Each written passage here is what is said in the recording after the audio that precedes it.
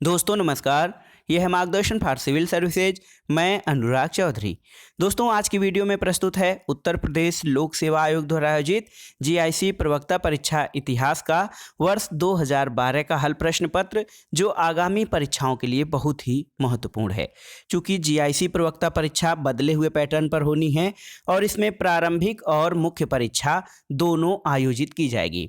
दोस्तों ये वीडियो जो है जीआईसी प्रवक्ता परीक्षा इतिहास के प्रारंभिक परीक्षा के लिए बहुत ही उपयोगी है। आप इन प्रश्नों को तैयार कर लीजिए और डिस्क्रिप्शन बॉक्स में दिए गए लिंक को क्लिक करके आप इसका पीडीएफ भी डाउनलोड कर सकते हैं। तो आइए शुरू करते हैं आज का वीडियो। दोस्तों आज की वीडियो का जो पहला प्रश्न है वो है प्रागैतिहासिक संस्कृति यानी प्राचीन भारत से रिलेटेड कि ब्लेड और ब्यूरिन चारित्रिक उपकरण हैं। ऑप्शन है आपके निम्न पुरापाषाणिक संस्कृति के, उच्च पुरापाषाणिक संस्कृति के, मध्य पुरापाषाणिक संस्कृति के और नवपाषाणिक संस्कृति के। तो दोस्तों ब्लेड और ब्यूरिन जो हैं ये आपके उच्च पुरापाषाणिक संस्कृति के चारित्रिक उपकरण हैं। तो ब्लेड और ब्यूरिन ये चारित्रिक उपकरण उच्च पुरापाषाणिक संस्कृति के हैं। देखिए पाषाण काल में व्यक्ति पत्थर के औजारों का उपयोग करता था और पशुओं का शिकार करता था और उनकी खाल को पहनता था और हड्डियों का उपयोग आभूषण के रूप में करता था। अगला प्रश्न देखते हैं, किस नवपाषाणिक स्थल से धान की खेती के प्राचीनतम साक्ष्य मिले हैं। ऑप्शन है आपके चिरांद, लहुरा देवा, बुर्जहोम और महगढ़ा। तो दोस्तों सही उत्तर है दोस्तों मेहरगढ़ में। अगर जो देखा जाए पश्चिमी बलूचिस्तान में है, यहाँ पर कृषि के प्रमाण मिले हैं मेहरगढ़ से, लेकिन लहुरा देव नामक नवपाषाणिक स्थल से धान की खेती के प्राचीनतम साक्ष्य मिले हैं। तो सही उत्तर आपका हो जाएगा ये जो धान की खेती के साक्ष्य हैं ये लहुरा देव नामक स्थल से प्राप्त हुए हैं। अगला प्रश्न है, मध्य पाषाणिक स्थल चोपनी मांडो कहाँ स्थित है। ऑप्शन है आपके दायपुर के निकट राजस्थान में, इलाहाबाद के कोरांव तहसील में बूढ़ी बेलन के किनारे, प्रतापगढ़ में और मिर्जापुर में। तो सही उत्तर है इलाहाबाद के कोरांव तहसील में बूढ़ी बेलन के किनारे चोपनी मांडो स्थित है। अगला प्रश्न है दोस्तों कि आलमगीरपुर किस नदी के किनारे स्थित है। बहुत ही महत्वपूर्ण है आलमगीरपुर। ये दोस्तों यूपी स्पेशल के लिए भी महत्वपूर्ण है, उत्तर प्रदेश विशेष के अंतर्गत ये प्रश्न पूछा जाता है। आलमगीरपुर किस नदी के किनारे स्थित है। तो सही उत्तर है दोस्तों हिंडन नदी के किनारे स्थित है। और सैंधव सभ्यता का जो क्षेत्रफल निर्धारित करते समय 4 जो नगर हैं जिसमें भोगवा, रहमान टेरी, आलमगीरपुर, ये जो सैंधव सभ्यता का विस्तार है भारत, पाकिस्तान और अफगानिस्तान में मिलता है, ये इसका पूर्वी स्थल माना जाता है। ये आलमगीरपुर उत्तर प्रदेश के हिंडन नदी के किनारे स्थित है। अगला प्रश्न है, किस हड़प्पाई स्थल से एक मानव अस्थिपंजर के निकट एक बकरे का अस्थिपंजर प्राप्त हुआ है। बहुत ही महत्वपूर्ण है दोस्तों, बकरे का अस्थिपंजर मानव अस्थिपंजर के निकट मोहनजोदड़ो नामक स्थल से प्राप्त हुआ है। और आपकी जानकारी के लिए बता दें, मोहनजोदड़ो की खुदाई राखाल दास बनर्जी ने सन 1922 ईस्वी में करवाई थी। अगला प्रश्न है दोस्तों, हड़प्पा संस्कृति के विध्वंस के लिए आर्य आक्रमण का सिद्धांत का प्रतिपादन किसने किया था। ये देखिए ये प्रश्न दोहरा रहा है। हड़प्पा संस्कृति के विध्वंस या समाप्ति के लिए कई कारणों को माना जाता है किस कारण से हड़प्पा संस्कृति का विनाश हुआ था, लेकिन आर्य आक्रमण के सिद्धांत का प्रतिपादन ये जो है मार्टिमर व्हीलर इन्होंने किया था और इसे बाह्य आक्रमण के नाम से जाना जाता है। और सैंधव सभ्यता के पतन के कई और कारण बताए गए हैं, लेकिन आर्य आक्रमण या बाह्य आक्रमण का जो सिद्धांत है वो मार्टिमर व्हीलर के द्वारा प्रस्तुत किया गया है। यहाँ पर देखिए मिट्टी की प्राचीन कालीन 274 मोहरें किस पुरास्थल के उत्खनन से प्राप्त हुई हैं। ऑप्शन है आपके मोहनजोदड़ो, गनेरीवाल, कायथा और बसाड़। तो सही उत्तर है दोस्तों गनेरीवाल से मिट्टी की प्राचीन कालीन 274 मोहरें प्राप्त हुई हैं। और मोहनजोदड़ो आप जानते हैं, हड़प्पा मोहनजोदड़ो जो सिंधु कालीन सभ्यता के 2 महत्वपूर्ण नगर थे। ये मोहनजोदड़ो जो है पाकिस्तान के सिंधु नदी के किनारे स्थित है और सिंध प्रांत में लरकाना जिले में स्थित है। अगला प्रश्न है दोस्तों, भगवापि कौशल को अहिमपि कौशल को किस बौद्ध ग्रंथ का उदाहरण है?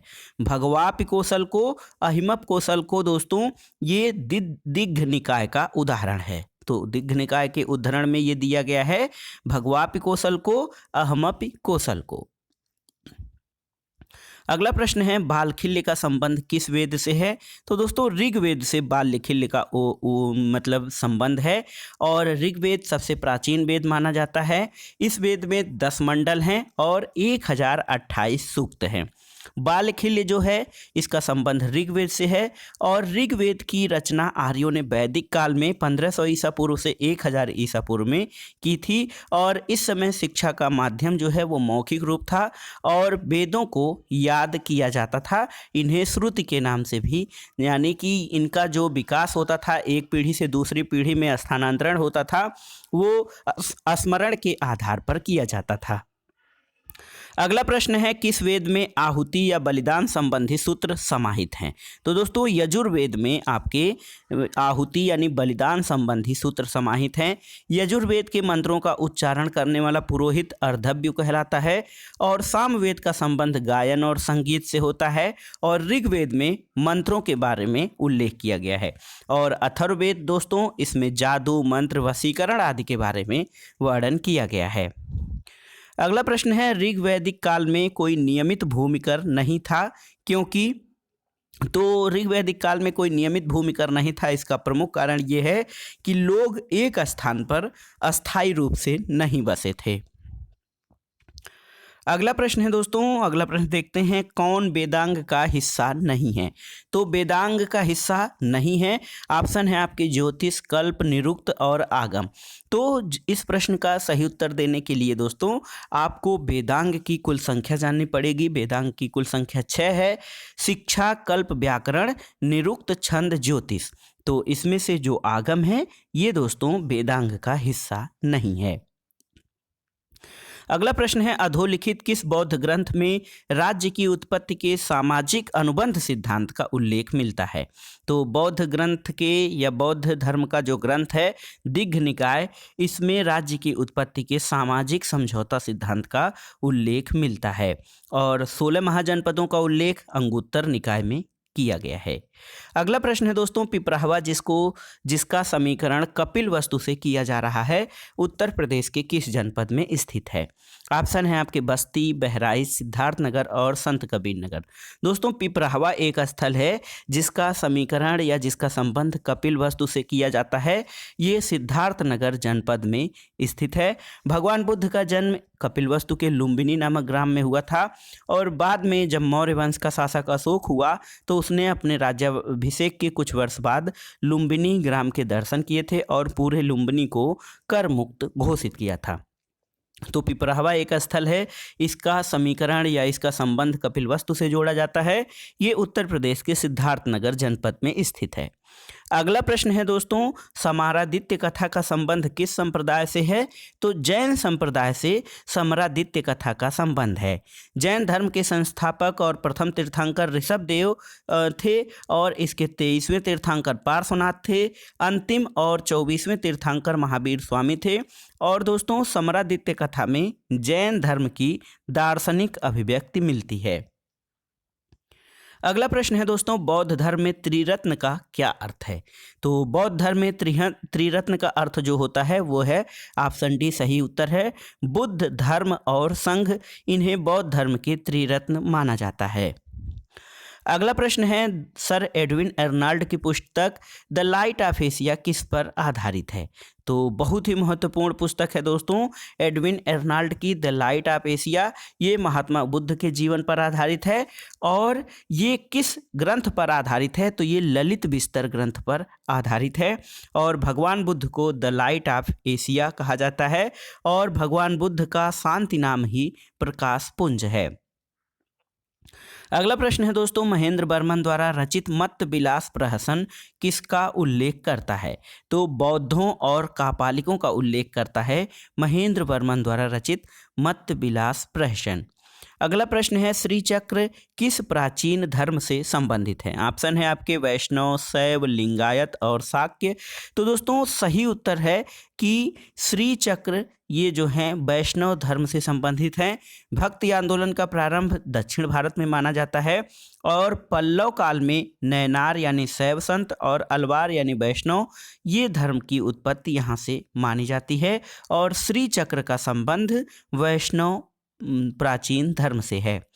अगला प्रश्न है संत तुकाराम कहाँ से संबंधित हैं? तो सही उत्तर है महाराष्ट्र से संबंधित है संत तुकाराम। अगला प्रश्न है दोस्तों नरसिंह मेहता किस भक्ति शाखा से जुड़े थे? तो सही उत्तर है वैष्णव भक्ति शाखा से जुड़े हुए थे नरसिंह मेहता। नरसिंह मेहता का संबंध वैष्णव शाखा से है और गांधी जी गांधी जी का प्रिय भजन जो है वैष्णव जन तो तेने कहिए पीर पर आई जाने रे, ये जो है नरसिंह मेहता की रचना है। अगला प्रश्न देखते हैं दोस्तों किसे श्रोणिक के नाम से भी जाना जाता है? ऑप्शन है आपके बिंबिसार, अजातशत्रु, शिशुनाग और महापद्मनंद। तो सही उत्तर है दोस्तों बिंबिसार को श्रोणिक के नाम से भी जाना जाता है और मगध साम्राज्य के उत्कर्ष में बिंबिसार का महत्वपूर्ण योगदान है। बिंबिसार जो था दोस्तों ये हर्यक वंश का शासक था और इसने साम्राज्यवादी नीति के अंतर्गत अंगराज्य पर अधिकार कर लिया और इतिहास में यह श्रोणिक के नाम से प्रसिद्ध है। इसका पुत्र अजातशत्रु या कुणिक के नाम से जाना जाता है। अगला प्रश्न है दोस्तों मेगास्थनीज के अनुसार पाटलिपुत्र नगर एक समिति के द्वारा शासित होता था जिसमें सदस्यों की कुल संख्या कितनी थी? तो इंडिका में दोस्तों मेगास्थनीज ने वर्णन किया है कि पाटलिपुत्र नगर जो कि मगध साम्राज्य की राजधानी थी वो समिति के द्वारा शासित था जिसके जो समिति के सदस्यों की संख्या थी वो कुल 30 थी। अगला प्रश्न है दोस्तों अपने शासनकाल के किस वर्ष में अशोक बुद्ध की जन्मस्थली लुम्बिनी गया था? तो याद रखिएगा अपने शासनकाल के 20वें वर्ष में अशोक ने बुद्ध की जन्मस्थली लुम्बिनी गया था और उसने लुम्बिनी को कर मुक्त घोषित कर दिया था। अगला प्रश्न है दोस्तों अशोक ने अपने किस शिलालेख में 8वीं जातियों का उल्लेख किया है? तो 13वें शिलालेख में अशोक ने 8वीं जातियों का या 8वीं श्रेणियों का उल्लेख किया है। अशोक का जो 13वां शिलालेख है ये सबसे अधिक विस्तृत है। इसमें कलिंग युद्ध के अतिरिक्त 5 विदेशी राज्यों और 5 सीमावर्ती राज्य और कई जंगली जातियों का उल्लेख किया गया है। अगला प्रश्न है दोस्तों कीकट क्षेत्र समीकृत किया गया है कौशल से, काशी से, मगध से और चेदी से। तो दोस्तों कीकट क्षेत्र जो है याद रखिएगा ये मगध से संबंधित या समीकृत किया गया है। प्राचीन भारत में मगध का साम्राज्य बहुत ही बड़ा और महत्वपूर्ण था। मगध साम्राज्य में कई वंश हुए जिसमें हर्यक वंश, शिशुनाग वंश, नंद वंश और मौर्य वंश था और मगध साम्राज्य की राजधानी पाटलिपुत्र थी। अगला प्रश्न है दोस्तों चोलकालीन चित्रकला के साक्ष्य किस स्थल से प्राप्त होते हैं? तो सही उत्तर है तंजौर से चोलकालीन जो है चित्रकला के साक्ष्य मिलते हैं। चोल जो हैं दोस्तों ये अपने ग्राम प्रशासन के लिए प्रसिद्ध थे और चोलों के समय में ही जो नटराज की मूर्ति है ये उनके समय की ही कृति है। अगला प्रश्न है चोल प्रशासन में उदासीन वर्यम किस विभाग से संबंधित था? तो उदासीन वारियम दोस्तों उद्यान विभाग से संबंधित था। अगला प्रश्न है आमुक्त माल्यद पुस्तक किस विषय से संबंधित है? बहुत ही महत्वपूर्ण है आमुक्त माल्यद पुस्तक। ये दोस्तों आमुक्त माल्यद पुस्तक नागरिक और सैनिक प्रशासन से संबंधित है और कृष्णदेवराय के शासनकाल का प्रारंभ 1509 ईस्वी में होता है। कृष्णदेवराय तुलु वंश के शासक थे और इनके शासनकाल में पुर्तगाली यात्री डोमिंगो पायस विजयनगर आया था और कृष्णदेवराय दोस्तों ये थे इन्होंने तेलुगु भाषा में आमुक्त माल्यद की रचना की थी और इसमें नागरिक और सैनिक प्रशासन के विषय में जानकारी मिलती है। अगला प्रश्न है किसके दरबार में अब्दुल रज्जाक मिर्जा शाहरुख के दूत के रूप में आया था? बहुत ही महत्वपूर्ण है अब्दुल रज्जाक मिर्जा शाहरुख के दूत में किसके दरबार में आया था? तो सही उत्तर है कि ये जो था दोस्तों अब्दुल रज्जाक देवराय द्वितीय के दरबार में दूत के रूप में आया था। अगला प्रश्न है दोस्तों, गुप्त युगीन ब्राह्मी अभिलेख से युक्त जैन प्रतिमाएं कहाँ मिलती हैं? तो दुर्जनपुर से गुप्त युगीन ब्राह्मी अभिलेख युक्त जैन प्रतिमाएं मिलती हैं। दोस्तों, गुप्तों के समय में जो अभिलेख हैं वो संस्कृत भाषा में भी मिलते हैं, और उदयगुर से चंद्रगुप्त द्वितीय के मंत्री वीरसेन का अभिलेख मिला है, जबकि एरण अभिलेख और प्रयाग प्रशस्ति में समुद्रगुप्त के बारे में विवरण मिलता है। तो याद रखिएगा, दुर्जनपुर से गुप्त युगीन ब्राह्मी अभिलेख युक्त जैन प्रतिमाएं मिली हैं। अगला प्रश्न है दोस्तों, ग्रीक लेखक मेथोरा को किस महाजनपद की राजधानी से संबंधित करते हैं? तो ग्रीक लेखक जो हैं, ग्रीक या यूनानी लेखक, ये मेथोरा को सुरसेनोई महाजनपद की राजधानी से संबंधित करते हैं। तो सही उत्तर है सुरसेनोई। दोस्तों, पाटलिपुत्र मगध की राजधानी किस शासक के शासनकाल में बनाई गई थी? बहुत ही महत्वपूर्ण है। पाटलिपुत्र भारत के सबसे विशाल साम्राज्य मगध की राजधानी थी, और उदयन के शासनकाल में ये जो है मगध की राजधानी बनाई गई थी। तो उदयन या उदयन दोस्तों, उसके शासनकाल में पाटलिपुत्र मगध की राजधानी बनाई गई थी। और ये नगर याद रखिएगा गंगा और सोन नदी के किनारे बसा है, और लगभग 8 वर्षों तक पाटलिपुत्र भारत की राजधानी रहा है। अगला प्रश्न देखते हैं, कौन सा स्रोत चंद्रगुप्त के क्षत्रिय होने के बारे में जो है जानकारी देता है, या कौन सा स्रोत चंद्रगुप्त मौर्य को क्षत्रिय मानता है? तो ऑप्शन है आपके विष्णु पुराण, मुद्रा राक्षस, अर्थशास्त्र और दिव्यावदान। दोस्तों, बौद्ध ग्रंथ दिव्यावदान जो है वो चंद्रगुप्त मौर्य को क्षत्रिय मानता है, और विशाख दत्त कृत मुद्रा राक्षस इन्हें वृषल कुल का मानते हैं। दोस्तों, चंद्रगुप्त मौर्य बहुत ही शक्तिशाली शासक था। उसने साम्राज्य को बनाने के लिए अपने गुरु या मंत्री, प्रधानमंत्री चाणक्य का सहारा लिया, जो चाणक्य बाद में चंद्रगुप्त मौर्य का प्रधानमंत्री बना था। तो जो है दिव्यावदान एक बौद्ध ग्रंथ है, ये चंद्रगुप्त मौर्य को क्षत्रिय वंश का मानता है। अगला प्रश्न है दोस्तों, किस शासक ने गांधार कला शैली को संरक्षण दिया था? तो कनिष्क ने गांधार कला शैली को संरक्षण दिया था। कुषाण शासक कनिष्क बौद्ध धर्म का अनुयायी था, और उसके समय में ही चतुर्थ बौद्ध संगीत का आयोजन हुआ था। इस संगीत की अध्यक्षता वसुमित्र ने किया था, और अश्वघोष इसके उपाध्यक्ष थे। अगला प्रश्न है, किस वंश के शासकों द्वारा भूमि अनुदान का प्राचीनतम अभिलेखी साक्ष्य मिलता है? तो ये है दोस्तों, सातवाहन वंश के शासकों द्वारा भूमि अनुदान का प्राचीनतम अभिलेखीय साक्ष्य मिलता है। अगला प्रश्न है, धंग का संबंध किस वंश से है? बहुत ही महत्वपूर्ण है। चंदेल, चाहमाड़, गहड़वाल और कलचुरी। तो चंदेल वंश से धंग का संबंध है। चंदेल वंश की स्थापना नन्नुक ने किया था। चंदेलों की राजधानी खजुराहो थी, और धंग ने जिननाथ, विश्वनाथ और बैद्यनाथ मंदिर का निर्माण करवाया था। अगला प्रश्न है दोस्तों, जयपाल किस वंश से संबंधित थे?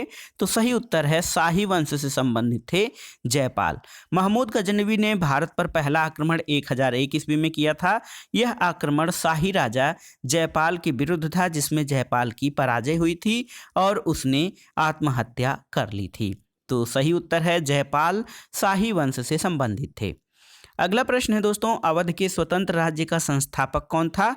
सादत खान। सादत खान अवध के स्वतंत्र राज्य का संस्थापक था। ये प्रश्न कई बार परीक्षाओं में पूछा जा चुका है। अगला प्रश्न है दोस्तों, भीमसेन की नुक्शा ए दिलकुशा जानकारी का स्रोत है। तो दक्षिण में मुगल गतिविधियों की जानकारी का स्रोत जो है ये भीमसेन की नुक्शा ए दिलकुशा है। और औरंगजेब अपने शासनकाल में कुछ हिंदू अधिकारियों को इतिहास लेखन का कार्य सौंपा था, और ईश्वर दास ने राजस्थान के बारे में लिखा है। और औरंगजेब के समय का इतिहास अन्य स्रोतों में भी मिलता है, लेकिन नुक्शा ए दिलकुशा जो है ये भीमसेन द्वारा लिखित दक्षिण भारत में मुगल गतिविधियों की जानकारी देता है। अगला प्रश्न है दोस्तों, लिच्छवी गणराज्य किस राज्य में स्थित था? तो सही उत्तर है बिहार में। लिच्छवी गणराज्य जो है वो बिहार राज्य में स्थित था। अगला प्रश्न है दोस्तों, अलाउद्दीन खिलजी के शासनकाल में खड़ी या अस्थाई सेना की संख्या कितनी थी? तो आयोग द्वारा इस प्रश्न को मूल्यांकन से बाहर कर दिया है, और इसमें से जो ऑप्शन है दोस्तों इसमें कोई भी ऑप्शन सही नहीं है। अगला प्रश्न है स्वर्णद्वारी नामक शिविर किस सुल्तान से संबंधित था? बहुत ही महत्वपूर्ण है, तो मोहम्मद बिन तुगलक से संबंधित था स्वर्णद्वारी नामक शिविर। दोस्तों, सुल्तान मोहम्मद बिन तुगलक दोआब क्षेत्र में अकाल और महामारी से बचने के लिए स्वर्गद्वारी नामक शिविर इसकी स्थापना कराई थी और मध्यकालीन सभी सुल्तानों में मोहम्मद तुगलक सबसे अधिक शिक्षित, विद्वान और योग्य व्यक्ति था।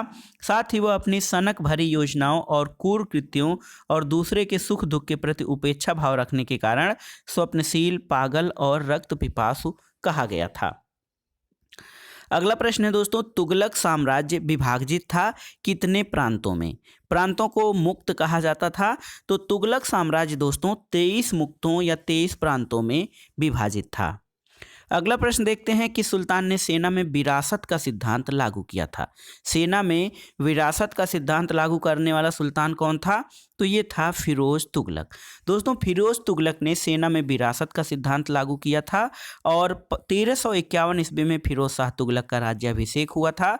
उसने सेना में उदारता दिखाई और इसका परिणाम ये हुआ कि लोग अपने घोड़ों की जगह दूसरे के घोड़ों का परेड करा दिया करते थे, इसलिए भ्रष्टाचार अधिक हो गया था और अंत में फिरोज शाह तुगलक ने सैनिकों की जगह जो है वंशानुगत बना दिया था। अगला प्रश्न है दोस्तों, किसने कहा है कि कुछ हिंदू जानते हैं कि इस्लाम सच्चा धर्म है पर वे इस्लाम कबूल नहीं करते हैं? ये बर्नी का कथन है। इतिहासकार बर्नी ने कहा था कि कुछ हिंदू जानते हैं कि इस्लाम सच्चा धर्म है पर वे इस्लाम कबूल नहीं करते हैं। अगला प्रश्न है, मसाहत निम्न में से किससे संबंधित था? भूमि, सिक्के, सेना और न्याय। तो दोस्तों, मसाहत जो है वो भूमि से संबंधित था और मसाहत प्रणाली थी जिसको अलाउद्दीन खिलजी ने प्रचलित किया था। इसमें भूमि की पैमाइश के आधार पर उपज का निर्धारण किया जाता था। तो मसाहत ये ऐसी प्रणाली थी जिसमें भूमि की पैमाइश के आधार पर उपज का निर्धारण किया जाता था और इसका प्रारंभ अलाउद्दीन खिलजी ने किया था। अगला प्रश्न है दोस्तों, some aspects of Muslim administration के लेखक कौन हैं? तो RP Tripathi. RP Tripathi some aspects of Muslim administration के लेखक हैं और आरपी त्रिपाठी ने सल्तनत काल के कुछ शासकों के बारे में विशेष अध्ययन किया है और उनके बारे में तर्कपूर्ण ढंग से लिखा है। अगला प्रश्न देखते हैं, अलाउद्दीन हसन बहमन शाह के नाम से कौन जाना जाता है? अलाउद्दीन हसन बहमन शाह के नाम से दोस्तों जफर खान जाना जाता था और मोहम्मद बिन तुगलक के शासनकाल में 1347 ईस्वी में हसन गंगू ने बहमनी राज्य की स्थापना की थी। वह अलाउद्दीन हसन बहमन शाह के नाम से सिंहासन पर बैठा था और इसके बचपन का नाम यानी हसन गंगू के बचपन का नाम जफर खान था। अगला प्रश्न है दोस्तों, अमीर ए हाजिब के पद पर रजिया ने किसे नियुक्त किया था? जमालुद्दीन याकूत, कबीर खान। इसके अलावा जो ऑप्शन है ये देखिए, इख्तियारुद्दीन एतगीन और उक्त में से कोई नहीं। तो दोस्तों, सही उत्तर है आपका अमीर ए हाजिब के पद पर रजिया ने इख्तियारुद्दीन एतगीन को नियुक्त किया था और जमालुद्दीन याकूत को अमीर आखूर यानी अश्वशाला का प्रधान नियुक्त किया गया था। अगला प्रश्न है, दिल्ली सल्तनत द्वारा संरक्षण दी गई भाषा कौन सी थी? तो ये थी फारसी भाषा। याद रखिएगा, दिल्ली सल्तनत द्वारा फारसी भाषा को संरक्षण दिया गया था। अगला प्रश्न है दोस्तों, शेख बहाउद्दीन जकारिया किस सूफी सिलसिले से संबंधित थे? तो शेख बहाउद्दीन जकारिया सुहरावर्दिया सिलसिला से संबंधित थे शेख बहाउद्दीन जकारिया। अगला प्रश्न है, कौन प्रसिद्ध सूफी संत अवध में पैदा हुए थे? तो नसीरुद्दीन महमूद चिरागे दिल्ली। याद रखिएगा दोस्तों, प्रसिद्ध सूफी संत नसीरुद्दीन महमूद चिरागे दिल्ली अवध में पैदा हुए थे और बाबा फरीद चिश्ती संप्रदाय के प्रसिद्ध सूफी संत निजामुद्दीन औलिया दिल्ली के 6 से अधिक सुल्तानों के इन्होंने कार्यकाल को देखा था और बख्तियार काकी को रोटी बनाने वाले बाबा के नाम से भी प्रसिद्ध हैं दोस्तों। लेकिन अवध में पैदा हुए संत जो हैं वो नसीरुद्दीन महमूद चिरागे दिल्ली थे। दक्कन में चिश्तिया सिलसिला की प्रसिद्धि के कारक कौन थे? तो गेसु दराज, मोहम्मद गौस, मोहम्मद हसन और सैयद यादुल्ला। तो दोस्तों गेसु दराज जो थे वो दक्कन में चिश्तिया सिलसिला की प्रसिद्धि के प्रमुख कारण थे। भारत में चिश्ती संप्रदाय को स्थापित करने में ख्वाजा मोइनुद्दीन चिश्ती का महत्वपूर्ण स्थान है और चिश्ती सिलसिले का प्रमुख केंद्र अजमेर था। दक्षिण भारत में चिश्ती सिलसिला को प्रसारित करने का श्रेय गेसु दराज को दिया जाता है। अगला प्रश्न है दोस्तों, शालीमार बाग किसने बनवाया था? ऑप्शन है आपके जहांगीर, अकबर, हुमायूं और बाबर। तो सही उत्तर है जहांगीर ने। शालीमार बाग जहांगीर ने बनवाया था। अगला प्रश्न है, मदरसा ए नासिरी का निर्माण किसके शासनकाल में हुआ था? तो इल्तुतमिश के शासनकाल में दोस्तों मदरसा ए नासिरी का निर्माण हुआ था। अगला प्रश्न, वह सुल्तान जो अधिराजत्व में विश्वास करता था न कि प्रभुसत्ता पर। तो कौन सा सुल्तान था जो अधिराजत्व में विश्वास करता था, प्रभुसत्ता पर नहीं? तो ये था इल्तुतमिश। दोस्तों इल्तुतमिश प्रथम शासक था जिसने 1229 में बगदाद के शासक से मान्यता प्राप्त की और उसने तुर्क ए चहलगानी का गठन किया था और इल्तुतमिश की पुत्री रजिया प्रथम महिला सुल्तान बनी थी। तो वह सुल्तान जो अधिराजत्व के सिद्धांत में विश्वास करता था, प्रभुसत्ता पर नहीं, वो इल्तुतमिश था। अगला प्रश्न है, इक्तादारों की आय के आकलन के लिए एक नए अधिकारी वर्ग ख्वाजा की नियुक्ति किसके द्वारा की गई थी? तो सही उत्तर है दोस्तों बलबन के द्वारा इक्तादारों के आय के आकलन के लिए ख्वाजा की नियुक्ति की गई थी। अगला प्रश्न है, ये देखिए, वहदत अल वजूद की अवधारणा जिसे अकबर का समर्थन था, इसका क्या अभिप्राय था? तो वहदत उल वजूद की जो कॉन्सेप्ट था दोस्तों, उसका अभिप्राय ईश्वर की एकता में था, यानी ईश्वर एक है। दोस्तों अकबर एक शक्तिशाली शासक था, लेकिन उसने अपनी धार्मिक नीतियां उदार रखी थीं और शासन के प्रारंभिक वर्षों में वो काफ़ी धर्मनिष्ठ था और समय के साथ उसमें परिवर्तन हुआ और उसने दीन ए इलाही धर्म की स्थापना भी की थी। अगला प्रश्न है दोस्तों, दास्ताने मजाहिब जो अकबर के दीन ए इलाही की चर्चा करता है, किसका लेखक था? तो दोस्तों मोहसिन फानी। दास्ताने मजाहिब एक ग्रंथ है जो अकबर के दीन ए इलाही की चर्चा करता है, उसका लेखक मोहसिन फानी था।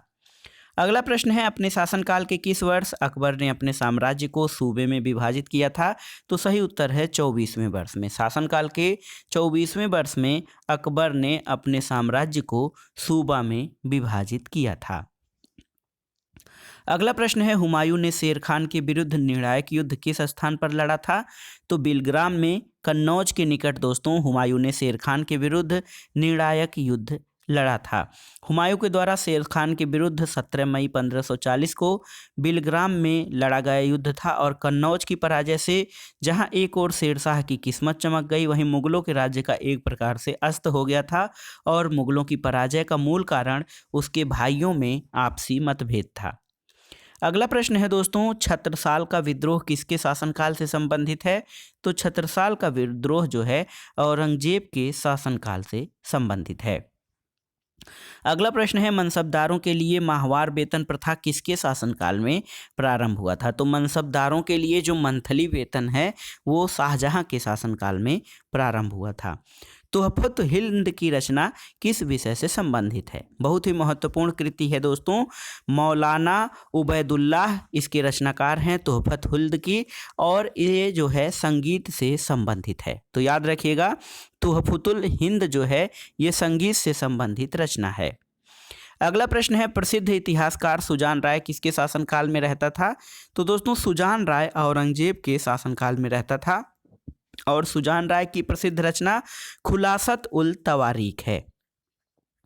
अगला प्रश्न है दोस्तों, निम्न में से कौन सा अभिकरण मुगलकालीन जागीरों और जागीरदारों की कार्रवाइयों का विवरण रखता था? तो सही उत्तर है सवानिह निगार। सवानिह निगार दोस्तों ये मुगलकालीन जागीरों और जागीरदारों की कार्रवाइयों का विवरण रखता था। अगला प्रश्न है, औरंगजेब के शासनकाल में जिन सतनामियों ने बगावत कर नरनौल शहर पर अधिकार कर लिया था वे किसके अनुयायी थे? तो दोस्तों औरंगजेब के शासनकाल में कुछ सतनामियों ने बगावत करके नरनौल शहर पर अधिकार किया था।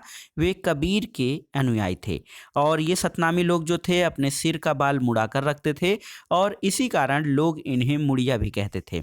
और औरंगजेब की धार्मिक नीति से कुछ अन्य धर्म के लोग भी बुरी तरह प्रभावित थे। औरंगजेब इस्लाम के अतिरिक्त किसी भी धर्म को पसंद नहीं करता था। अगला प्रश्न है दोस्तों, एक महत्वपूर्ण प्रश्न है। ये देखिए, मदन्ना और अखन्ना किस राज्य में शक्तिशाली थे? तो मदन्ना और अखन्ना गोलकुंडा राज्य में शक्तिशाली थे। दोस्तों, औरंगजेब के समय दक्षिण भारत में दो महत्वपूर्ण राज्य बीजापुर और गोलकुंडा थे। गोलकुंडा के शासकों ने दो ब्राह्मण भाइयों अखन्ना और मदन्ना को अपने राज्य में प्रमुखता दी थी, जिसका बाद में गोलकुंडा के महल में हुए षड्यंत्र में मृत्यु हो गई थी। अगला प्रश्न है दोस्तों, अष्टप्रधान किस राजा से संबंधित थे? तो अष्टप्रधान शिवाजी से संबंधित थे और याद रखिएगा अष्टदिग्गज जो थे वो कृष्णदेवराय के दरबार में रहते थे। अगला प्रश्न है, शिवाजी के प्रशासन में घुड़सवार सेना को क्या कहा जाता था? बरगीर। याद रखिएगा शिवाजी के प्रशासन में जो है घुड़सवार सेना जो थी उसको बरगीर कहा जाता था और शिवाजी के प्रशासन में सेना का प्रमुख सर-ए-नौबत होता था। अगला प्रश्न है दोस्तों, पेशवा वंश की स्थापना किसने की थी? तो बालाजी विश्वनाथ ने पेशवा वंश की स्थापना की थी और दोस्तों 1713 ईस्वी में साहू ने बालाजी विश्वनाथ को पेशवा बनाया था। इनकी मृत्यु 1720 में हुई और साहू के नेतृत्व में नवीन मराठा साम्राज्य के प्रवर्तक पेशवा लोग थे जो कि साहू के पैतृक प्रधानमंत्री थे। अगला प्रश्न है कि ईस्ट इंडिया कंपनी के प्रथम व्यापारिक केंद्र की स्थापना कहाँ की गई थी? तो याद रखिएगा दोस्तों, ईस्ट इंडिया कंपनी के प्रथम व्यापारिक केंद्र की स्थापना सूरत में की गई थी। अगला प्रश्न देखते हैं, सूर्यास्त कानून जो था ब्रिटिश भारत की किस भू राजस्व व्यवस्था से संबंधित था? तो सूर्यास्त कानून जो था वो अस्थाई बंदोबस्त व्यवस्था से संबंधित था। अस्थाई बंदोबस्त में ये व्यवस्था थी कि जमींदार लोग बहुत से इस नियम से लोग अपनी जमीन खो बैठे थे और बंदोबस्त व्यवस्था जो अस्थाई बंदोबस्त व्यवस्था थी इसमें एक निश्चित तिथि के जो है सूर्यास्त तक उसमें उनको राजस्व जमा करना होता था और जो नहीं जमा कर पाता था उनकी भूमि हड़प ली जाती थी। अगला प्रश्न है दोस्तों, ब्रिटिश काल में कौन सी धारा धार्मिक और सामाजिक भेदभाव के विरुद्ध थी? बहुत ही महत्वपूर्ण है दोस्तों, ब्रिटिश काल में कौन सी धारा धार्मिक और सामाजिक भेदभाव के विरुद्ध थी? तो ये था 1833 की चार्टर एक्ट की धारा 87। धारा 87 जो था धार्मिक और सामाजिक भेदभाव के विरुद्ध था और तत्कालीन अंग्रेज सरकार ये चाहती थी कि अधिक से अधिक शिक्षित भारतीय हमारा समर्थन करें और उसके लिए उसने कई प्रकार के उपाय किए थे।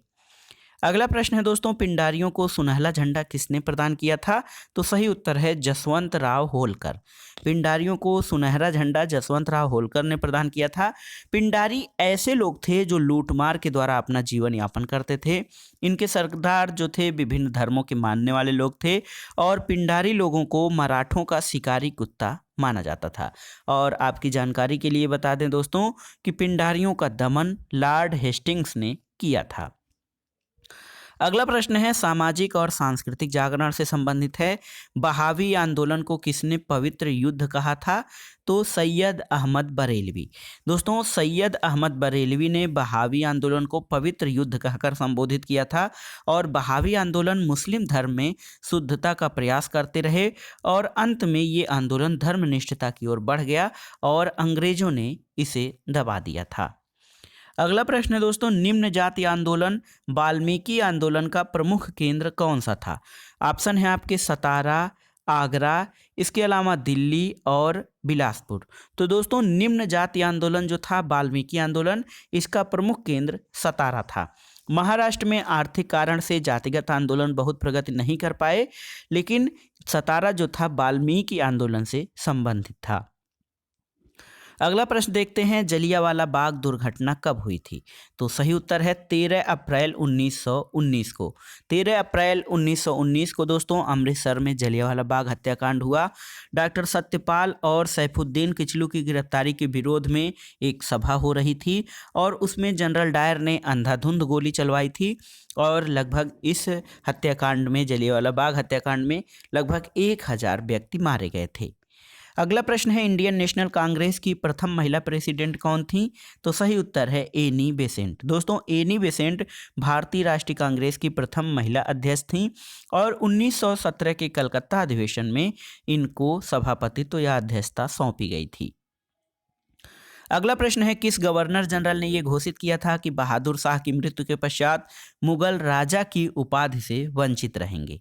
तो सही उत्तर है कैनिंग।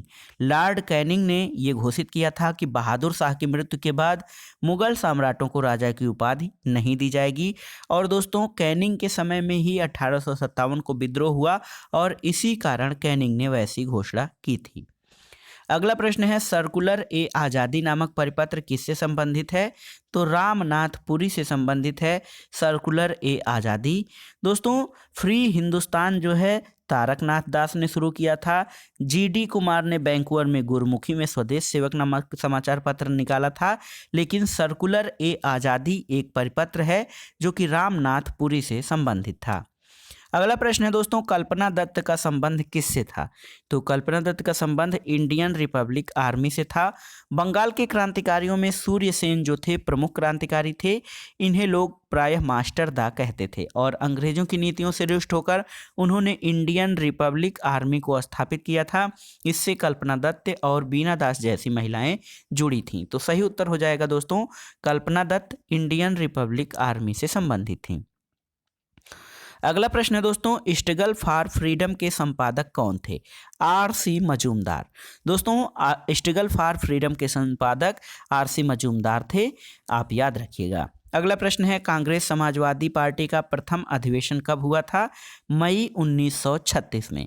आपकी जानकारी के लिए बता दें कि कांग्रेस समाजवादी पार्टी की स्थापना अक्टूबर 1934 में हुआ था और मई 1936 में इसका प्रथम सम्मेलन हुआ था। अगला प्रश्न आसान है, भारत के वयोवृद्ध नेता या grand old man of India के नाम से किसे जाना जाता है? दादा भाई नौरोजी। दादा भाई नौरोजी को grand old man of India कहा जाता था। अगला प्रश्न है दोस्तों, जुलाई 1937 में कांग्रेस मंत्रिमंडल गठित हुए थे कितने प्रांतों में? ऑप्शन है आपके 2 प्रांतों में, 5 प्रांतों में, 7 प्रांतों में और 9 प्रांतों में। तो सही उत्तर है दोस्तों 7 प्रांतों में। जुलाई 1937 में चुनाव में जीत के बाद कांग्रेस ने 6 प्रांतों में सरकार बनाई थी और ये प्रांत जो थे मद्रास, संयुक्त प्रांत, मध्य प्रांत, बिहार, बम्बई और उड़ीसा थी।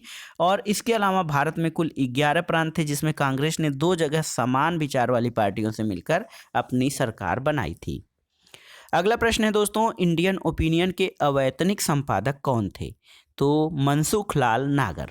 दोस्तों इंडियन ओपिनियन जो पत्रिका है वो गांधी जी द्वारा प्रकाशित की गई थी और दक्षिण अफ्रीका प्रवास के दौरान इस पत्रिका को गांधी जी निकालते थे।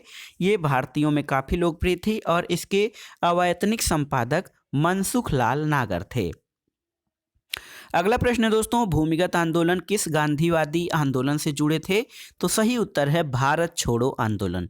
ये जो भूमिगत आंदोलन हुए थे 9 अगस्त 1942 को गांधी जी द्वारा जो ये भारत छोड़ो आंदोलन चालू किया गया था उसमें कई महत्वपूर्ण नेता गिरफ्तार कर लिए गए थे, लेकिन कुछ लोगों ने भूमिगत होकर इस आंदोलन का नेतृत्व किया।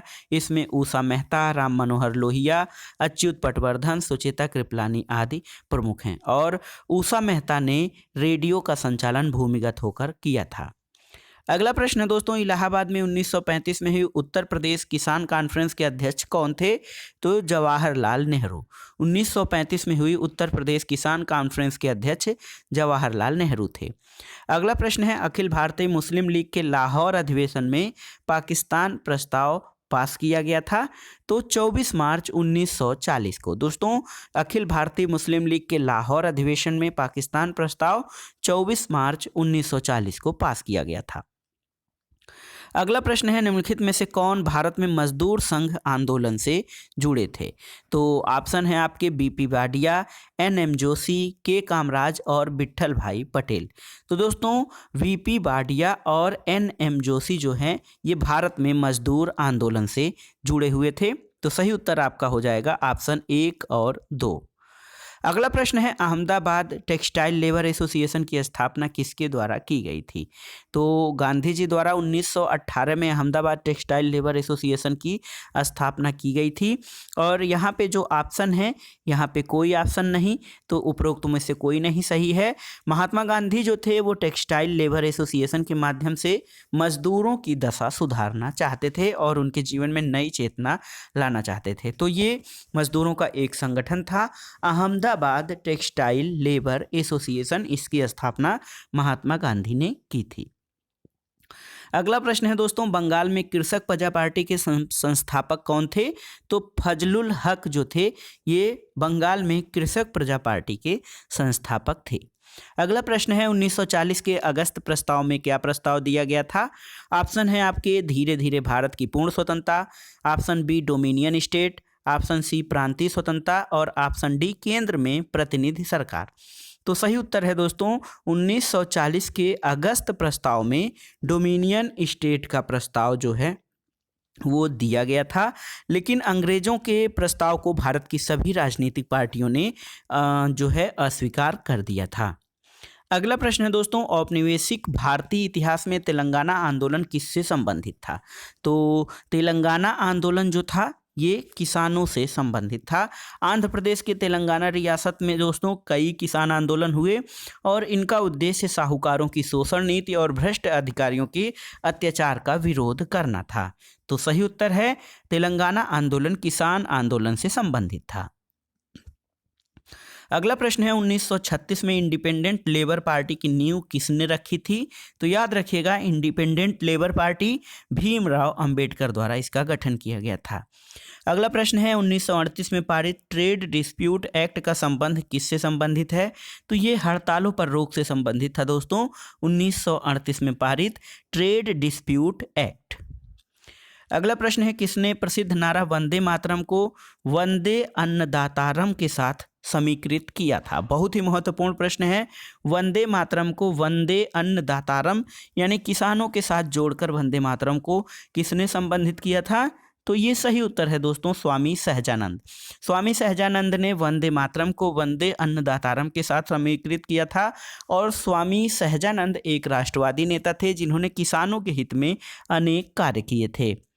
अगला प्रश्न है, कौन सा ग्रंथ लैटिन भाषा में लिखा गया है? ऑप्शन है natural historica, geography, the Periplus of Erythraean sea और इंडिका। तो सही उत्तर है दोस्तों नेचुरल हिस्टोरिका जो है ये लैटिन भाषा में लिखा गया है, तो याद रखिएगा। अगला प्रश्न है दोस्तों, दिग्घ निकाय का हिंदी अनुवाद किसके द्वारा किया गया था? राहुल सांकृत्यायन। राहुल सांकृत्यायन ने दिग्घ निकाय का हिंदी भाषा में अनुवाद किया था। अगला प्रश्न है, सुप्रसिद्ध नाटक रंभा मंजरी की रचना किसने की थी? तो जयचंद्र ने दोस्तों रंभा मंजरी की रचना की थी। अगला प्रश्न है, वह विषय जो हिंदू विद्वानों द्वारा उपेक्षित लेकिन मुस्लिम विद्वानों द्वारा रुचि का विषय रहा है वो कौन सा था?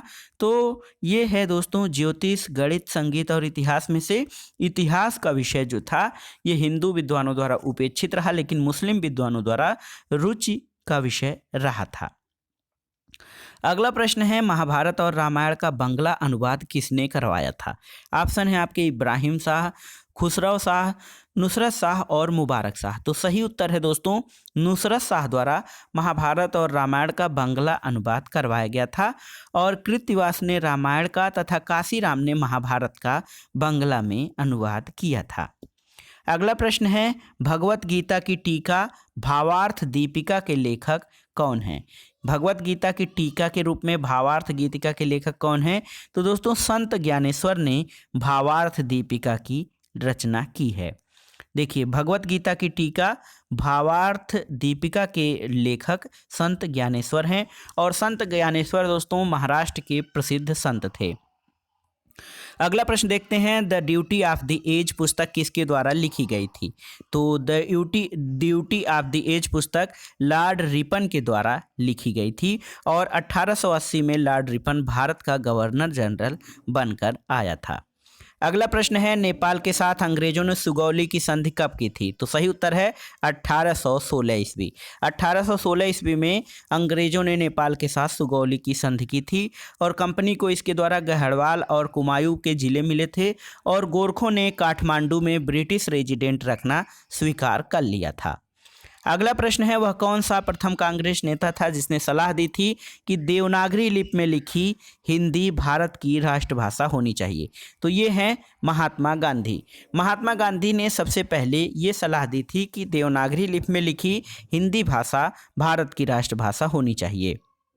अगला प्रश्न है, कौन भारतीय प्रेस की स्वतंत्रता के समर्थक रहे? तो भारतीय प्रेस की स्वतंत्रता के समर्थक लॉर्ड हेस्टिंग्स थे। दोस्तों, लॉर्ड हेस्टिंग्स, बैटिंग, मैटकाफ और मैकाले तथा रिपन ये भारतीय प्रेस की स्वतंत्रता के पक्षधर थे, जबकि Lord Wellesley, Lord Lytton, Lord Adam को भारतीय प्रेस की स्वतंत्रता के विरोधी माना जाता है।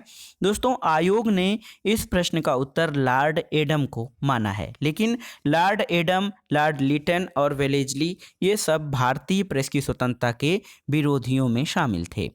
अगला प्रश्न है, कवि वचन सुधा पत्र के संपादक कौन थे? तो ये भारतेंदु हरिश्चंद्र जो थे कवि वचन सुधा पत्र के संपादक थे। अगला प्रश्न है दोस्तों, मजदूर लेबर यूनियन की स्थापना कब की गई? तो यहाँ पे 31 अक्टूबर 1920 को all India trade union Congress की स्थापना की गई थी। लेकिन ये जो संगठन है दोस्तों मजदूर लेबर यूनियन, इसके बारे में कोई जानकारी नहीं है।